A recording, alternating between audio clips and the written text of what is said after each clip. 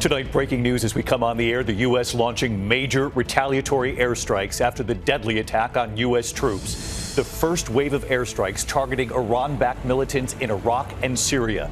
Tonight, at least 85 targets hit, multiple locations inside Syria and Iraq, including command and control centers belonging to Iran-backed militias. Tonight, President Biden warning, if you harm an American, we will respond. The airstrikes coming shortly after the president and the first lady joined the families of the fallen for the dignified transfer at Dover Air Force Base. And tonight here we have new reporting just in on these strikes. Mary Bruce live at the White House. Also tonight, bracing for a major storm set to hit the U.S. Authorities now warning of life-threatening conditions. Tonight with severe storms from Texas into the southeast. All eyes now on this next major storm set to slam the West. Damaging winds, flooding, and mudslides expected. Rob Marciano timing it out.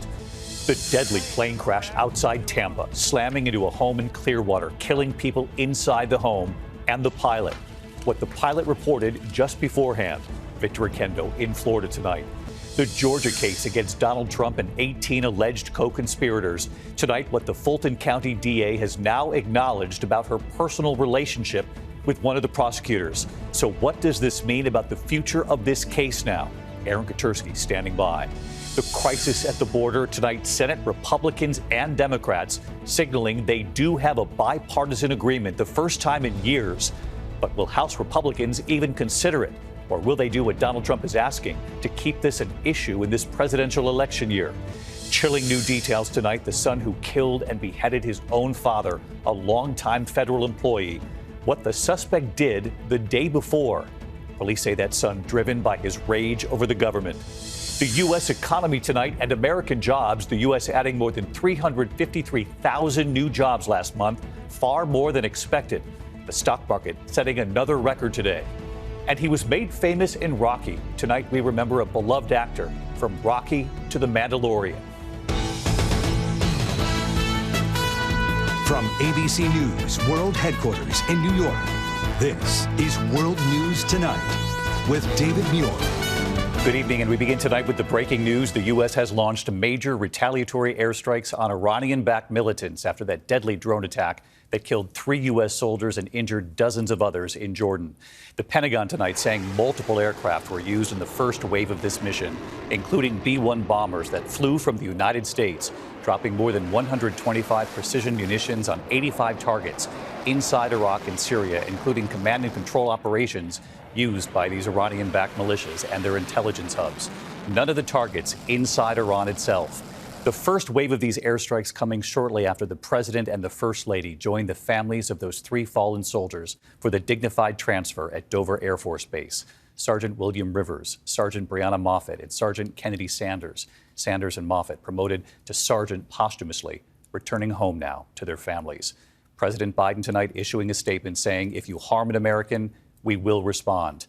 Tonight, U.S. authorities now saying this will be a multi-target, multi-day operation. The White House saying just moments ago the strikes tonight have been successful and that all aircraft is now out of harm's way. ABC's chief White House correspondent Mary Bruce leading us off tonight. Tonight, the powerful retaliation the U.S. had promised, unleashing a major counterstrike on Iran-backed militants in Iraq and Syria, a direct response to the drone attack that killed 3 American soldiers and injured more than 40 on a remote U.S. base in Jordan. The U.S. saying the airstrikes began at 4 p.m., hitting 85 targets in 7 locations inside Iraq and Syria, including command and control operations centers and intelligence hubs, taking out rockets, missiles, and attack drones belonging to militia groups and their Iranian sponsors, who facilitated attacks against U.S. and coalition forces. The U.S. dropping more than 125 precision munitions from multiple aircraft, including B-1 bombers that flew from the U.S.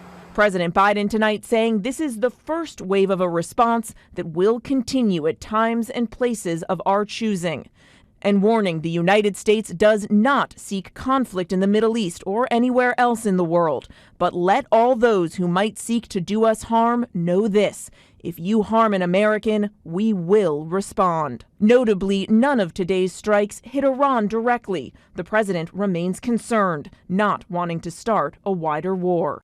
just hours before a powerful reminder of the weight of these decisions. The president performing one of his most solemn duties as commander-in-chief, witnessing the dignified transfer of the 3 service members killed in Jordan. One by one, their flag-draped cases carefully carried across the tarmac.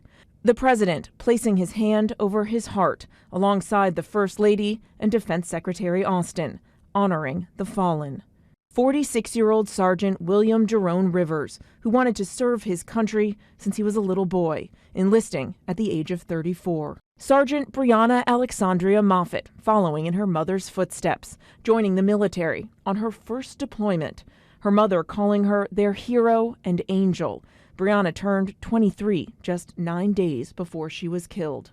And 24-year-old Sergeant Kennedy Landon Sanders, a beloved youth basketball and soccer coach in her hometown of Waycross, Georgia. Sanders volunteering for deployment so she could travel the world. The president meeting with their families earlier in the day. And tonight, the heartbreaking moment, that soldier closing the door. The bodies of the fallen now on their final journey home. That was quite an image late today. Mary Bruce with us live from the White House. And Mary, what more are you learning tonight about how long this U.S. retaliation will now last and what's still to come here?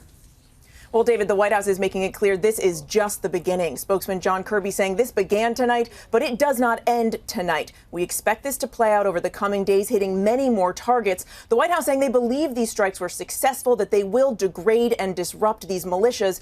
But again, their goal here is to stop these relentless attacks on U.S. service members, not to start a war with Iran. David. Mary Bruce leading us off from the White House tonight. Mary, thank you.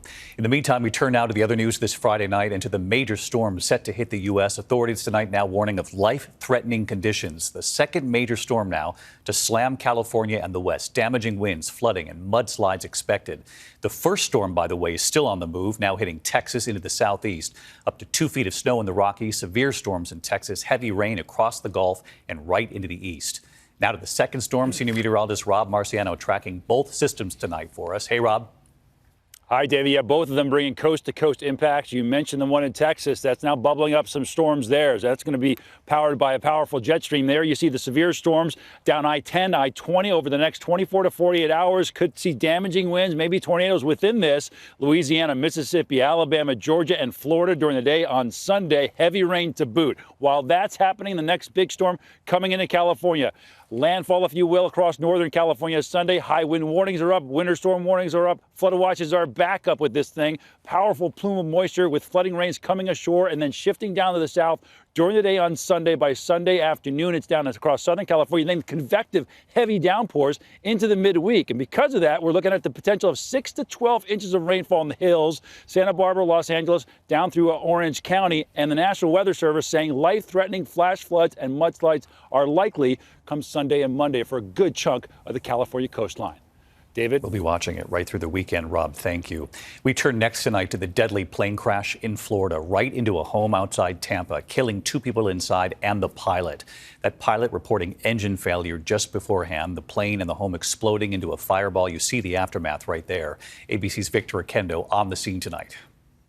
Tonight, dramatic video capturing this deadly inferno after authorities in Florida say a small aircraft slammed into a mobile home park just west of Tampa, killing the pilot and 2 people inside a house. Plane just crashed into a building here. Police revealing shortly before the crash, as many as 9 people were inside that mobile home, all of them leaving the residence except the 2 killed. The plane leaving Vero Beach for Clearwater around 6 p.m. Thursday. The FAA says an hour later, the pilot, alone in the single-engine Beechcraft Bonanza V-35, reported an engine failure. He was having a mayday, mayday, mayday. Tonight, new CCTV video obtained by ABC News showing the aircraft as it plunged to the ground, and moments later, the fiery aftermath. Flames and thick orange smoke filling the night sky. As firefighters raced to the scene to extinguish the blaze, 1 house engulfed, 3 other homes also damaged. Today, neighbors stunned. Could be any one of us. I cannot get over it. You know, my husband and I were like in shock. And tonight, the chief of police says their thoughts are with the 3 victims and their families, and that the tragedy here could have been even worse. David. Victor Oquendo in Clearwater for us tonight. Thanks, Victor. We turn now to the Georgia case against Donald Trump and 18 alleged co-conspirators. District Attorney Fani Willis, who brought this case, has now acknowledged a personal relationship with the prosecutor she hired for the case. Tonight, the DA now arguing there is no reason to disqualify her or her office from prosecuting this case. But what is the future of this case now against the former president? Here's Aaron Katersky. Tonight, after weeks of mounting questions, Fulton County District Attorney Fani Willis acknowledging a romantic relationship with a special prosecutor she hired to lead her case against Donald Trump. But in a new court filing, Willis insists her relationship with that prosecutor, Nathan Wade, does not amount to a disqualifying conflict of interest requiring her to recuse herself. Trump and two of his co-defendants have accused Willis of improperly benefiting from hiring Wade, who has been paid $650,000 over 2 years. The district attorney is totally compromised. The case has to be dropped. In church last month, Willis suggested Wade was only under scrutiny because he's black. I appointed 3 special counsel, as is my right to do. Paid them all the same hourly rate.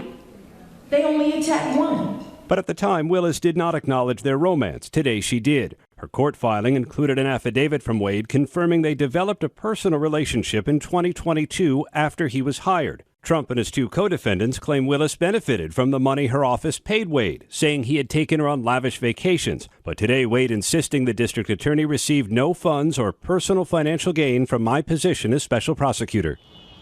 David, the big question, what happens if the district attorney is somehow disqualified? Well, a state prosecutor's agency would likely assign the case to a different DA who may or may not go forward.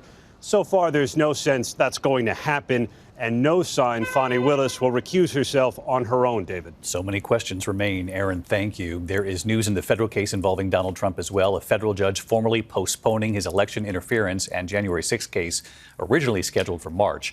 Judge Tanya Chutkin saying she won't set a new date now until an appeals court weighs in on Trump's claim of presidential immunity. Jury selection was set to begin next week. Next tonight, here to Michigan, where closing arguments have ended in the trial of the Michigan mother, Jennifer Crumbley, the first parent to be charged in a child's deadly school attack. Her fate soon in the hands of the jury. Trevor Ault in Michigan again tonight. Tonight, the fate of the first parent on trial for their child's deadly school shooting will soon be in the hands of a jury.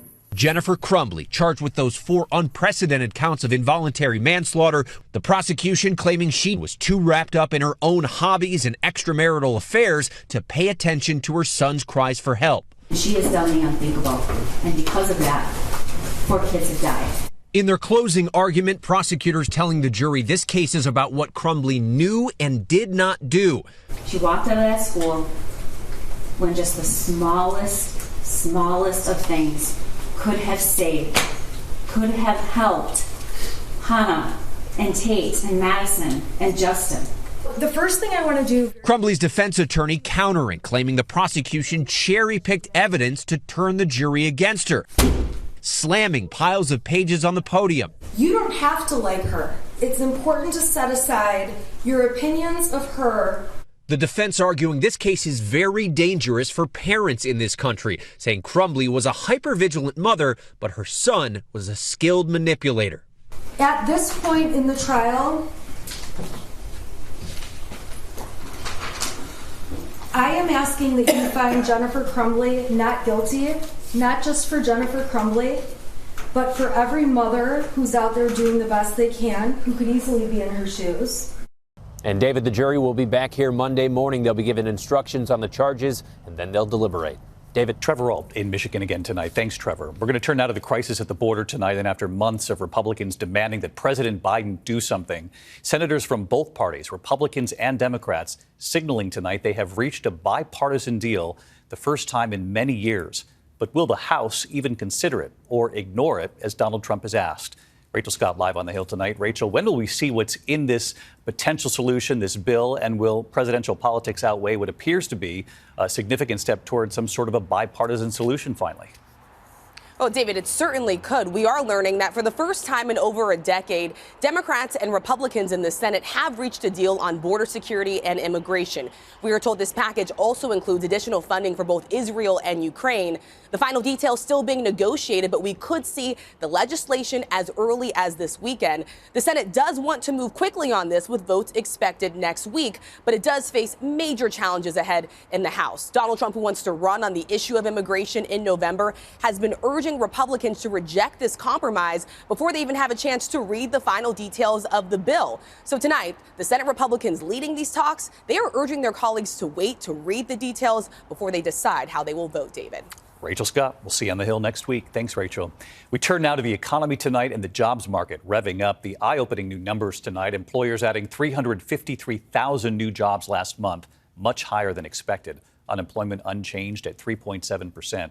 The markets today soaring on the news, the Dow reaching its 9th record high now since just the beginning of this year. Whit Johnson tonight on these new numbers. Tonight, the American job market is surging, adding 353,000 jobs in January, nearly doubling what economists had predicted. The blockbuster report comes on the heels of the 333,000 jobs added in December and stronger than expected economic growth to end 2023, reversing earlier fears of a possible recession. Stunning numbers, despite some recent high-profile layoff announcements from companies like UPS, Google, and Amazon. And workers are making more money. Wages jumped 4.5% year over year, outpacing inflation. The news sent stocks soaring. The Dow and S&P 500 both hitting record highs again.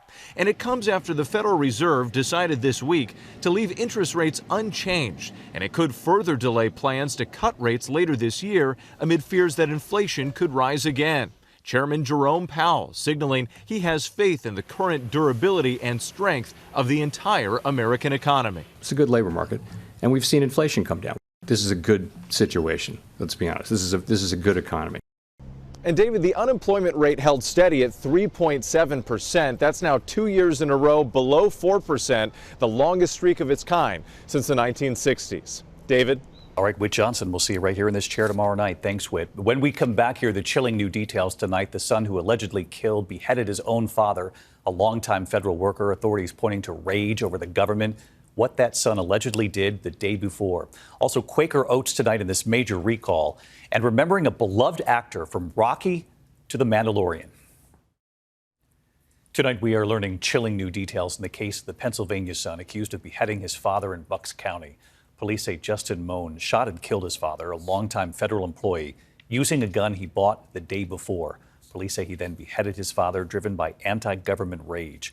That son was arrested at a National Guard training camp, allegedly trying to recruit members to fight the government. When we come back here tonight, Quaker Oats and their recall tonight, and remembering a beloved actor. At first, he was Rocky's foe, then his friend and trainer for years. To the index, Quaker Oats expanding its recall over concerns of possible salmonella contamination, adding Chewy Dip's Llama Rama products with a best before date of February 10th or 11th. Now more than 100 products recalled, including various granola bars, snack mixes, and some cereals. When we come back here tonight, at first he fought Rocky Balboa, then he joined him, the actor who played Apollo Creed. In a moment. Finally, from football and real life to the ring against Rocky, remembering Carl Weathers. I don't believe it! He was Apollo Creed fighting Rocky Balboa for the title in Rocky in 1976. Apollo Creed. Carl Weathers on screens big and small for more than 50 years. It's Apollo. Who'd you expect? I was hoping it wouldn't show. Born in New Orleans in 1948, Weathers first tried his luck at football, taking drama lessons during the offseason. Cast as heavyweight champion Apollo Creed at first, Rocky's foe. Later, his friend and his trainer. Damn, Rod, come on! What's the matter with you? Tomorrow. Let's do it tomorrow. There is no tomorrow! Weathers portraying Creed for nearly a decade, 4 Rocky movies. Famously killed in the ring in 1985's Rocky IV. Weathers would go on to appear in more than 75 films and TV shows during his 5-decade career. Dylan! There was Predator with Arnold Schwarzenegger, Happy Gilmore, Action Jackson, and later... Is there a problem here? The Mandalorian, earning him a Primetime Emmy nomination. Tonight, Weather's family announcing he died in his sleep, saying he was an exceptional human being who lived an extraordinary life. He has left an indelible mark and is recognized worldwide and across generations. As a friend. Carl Weathers, remembered tonight. Stand by my side this one last time. Extraordinary career. I'll see you Monday. Good night. Thank you for making World News Tonight with David Muir, America's most watched newscast.